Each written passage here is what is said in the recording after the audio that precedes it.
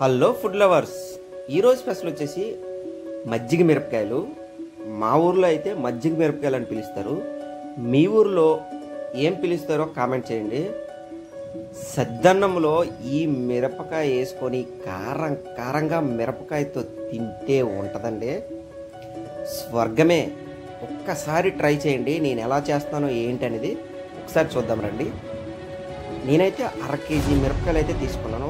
ఈ 1/2 కేజీ మిరపకాయలతో ఇలాగ మధ్యలో కట్ చేసుకోవాలన్నమాట. లోనున్న విత్తనాలు అంటారు, అవి ఆ విత్తనాలు మాత్రం పోకూడదు, ఎందుకంటే టేస్ట్ అవే కాబట్టి. ఆ టేస్ట్ కానీ పోయాయంటే అవి పోతే మాత్రం టేస్ట్ వేరేలా వచ్చేస్తుంది. నేనైతే 1/2 కేజీ అయితే తీసుకున్నాను. ఇలాగైతే కట్ చేసుకున్నాం. నాకు కాడ మాత్రం తీయకూడదు. కాడ తీస్తే పట్టుకోవడానికి, మనం తినేటప్పుడు పట్టుకోవడానికి కొంచెం ఇబ్బందిగా ఉంటుంది. నెక్స్ట్ వచ్చేసి వాటర్ తీసుకున్నాను. 1/2 లీటర్ వాటర్ తీసుకొని ఆ వాటర్లో గడ్డలుప్పు మాత్రమే వేయండి, సాల్ట్ వేయద్దు. గడ్డలుప్పు అంటారు, ఆ ఉప్పు మాత్రమే యాడ్ చేసుకొని దాని తర్వాత 1/2 కేజీ పెరుగు. పుల్లటి పెరుగు వేస్తే ఈ మజ్జిగ మిరపకాయలకి టేస్ట్ అనేది నెక్స్ట్ లెవెల్లో వస్తుంది. ఒక్కసారి ఇలా ట్రై చేయండి. మజ్జిగ వేసుకున్న తర్వాత, మా ఊర్లో అయితే దీన్ని చిక్కామంటారు, మీ ఊర్లో ఏమంటారు కూడా కామెంట్ చేయండి. చూడండి, మజ్జిగ ఇలా తయారు చేసుకోవాలి. మజ్జిగ తయారు చేసుకున్న తర్వాత మనం 1/2 కేజీ తీసుకున్నాం కదా, ఈ మజ్జిగని అనేది అందులో వేసుకోవాలి. మన మిరపకాయలు దీంట్లో వేసుకోవాలన్నమాట. నాకైతే ఈ వీడియో తయారు చేయడానికి మినిమం 1 వీక్ పట్టింది. ఎందుకంటే ఎండుంటే మాత్రం 1 వీక్ పట్టింది, ఎండ లేకపోతే మినిమం ఎక్కువ రోజులే పడుతుంది.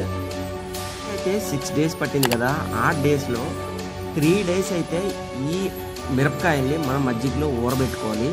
ఊరబెట్టుకున్న తర్వాత ఒక 3 డేస్ ఊరబెట్టుకున్న తర్వాత 4th డే వచ్చేసరికి మజ్జిగకి ఎండలో పెట్టుకోవచ్చు, మిరపకాయలు కూడా ఎండలో పెట్టుకోవచ్చు. ఎందుకనంటే టేస్ట్ ఇంకా బాగా వస్తుంది అనమాట అలా ఊరబెడితే. ఇలాగా కూడా డైరెక్ట్గా కొంతమంది నానబెడతారు. ఇలాగా ఒక రోజేమో అంటే మజ్జిగని కూడా ఎండబెట్టి మళ్ళీ ఒక రోజులో నానబెడతారు. నేనైతే అలా చేయలేదు. 4th డేనే ఇలా పెట్టేశాను. 4th డే చూసారా ఇలా వచ్చేసింది నాకు డైరెక్ట్గా. టేస్ట్ అయితే మాత్రం నెక్స్ట్ డేలో వచ్చిందండి. 5th డేకి వచ్చేసరికి ఇలా వచ్చాయి, డ్రై అయిపోయి పూర్తిగా. ఒకసారి ఎలా ఉంటుందా ఏంటని ఆయిల్లో వేసి వేపుకొని తింటే నెక్స్ట్ లెవెల్కి వచ్చిందండి. నాకైతే ఇంత బాగా వస్తాయని నేను అనుకోలేదు, అంత టేస్ట్ వచ్చింది.